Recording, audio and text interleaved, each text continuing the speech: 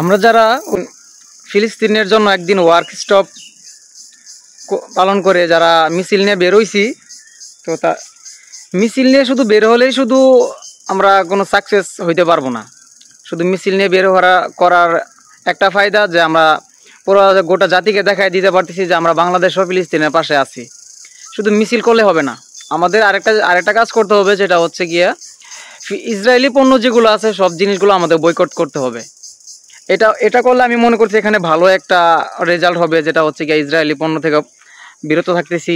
আমাদের যে ইসরায়েলি যে পণ্যগুলা, এই পণ্যগুলো যদি আমি কিনা খাই তাহলে হচ্ছে গিয়ে এইটার যে প্রফিটটা সেটা ইসরায়েলে গিয়ে পৌঁছাবে।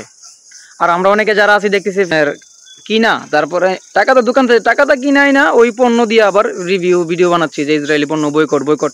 আরে ভাই, এরকম যদি করেন আপনারা, হাজার হাজার বাংলাদেশে কত 16 কোটি 18 কোটি মানুষ, 18 কোটি মানুষ দিকে যে 10 কোটি মানুষও যদি এই ভিডিও এরকম একটা করে পেপসি কোক কিনা যদি ভিডিও বানায়, তাহলে মনে করেন যে এই যে একটা করে কিনছে, এটার প্রফিটটা কিন্তু সম্পূর্ণ ইসরায়েলে চলে যাচ্ছে। এটা না করে আপনি যে একটা কাজ করতে পারেন, যে ইসরায়েলি পণ্য না কিনে, দোকান থেকে ক্রয় না করে আপনি তার পণ্যগুলো বয়কট করেন। অলরেডি আমি আমার বাসায় বলে দিয়েছি যে ইসরায়েলি পণ্য, যত ধরনের পণ্য এতদিন আমার বাসায় চলতো বা আগে ইউজ করা হয়েছে, ওইগুলো যেন বয়কট করার জন্য, না ইউজ করার জন্য, যেটা যেভাবে আছে ওইরকমভাবে রাখার জন্য, থাকার জন্য, এটা বাদ দিয়ে দেওয়ার জন্য, ফেলে দেওয়ার জন্য। তো বয়কট শুধু একটা শব্দ না, বয়কটটা হচ্ছে আমাদের মুখের ভাষার একটা প্রতিবাদ।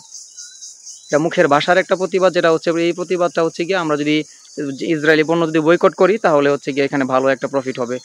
যে প্রফিটটা হচ্ছে গিয়ে ইসরায়েলের কোনো পণ্য আমাদের দেশে ক্রয় বিক্রয় হবে না।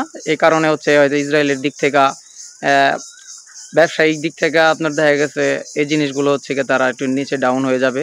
আমি মনে করি এটাই বেস্ট। যারা ভিডিওটি দেখতেছেন অবশ্যই একজন আরেকজনের কাছে ভিডিওটা শেয়ার করে দিবেন, যেন সবাই ভিডিওটা দেখতে পারে, এখান থেকে কিছু জানতে পারে।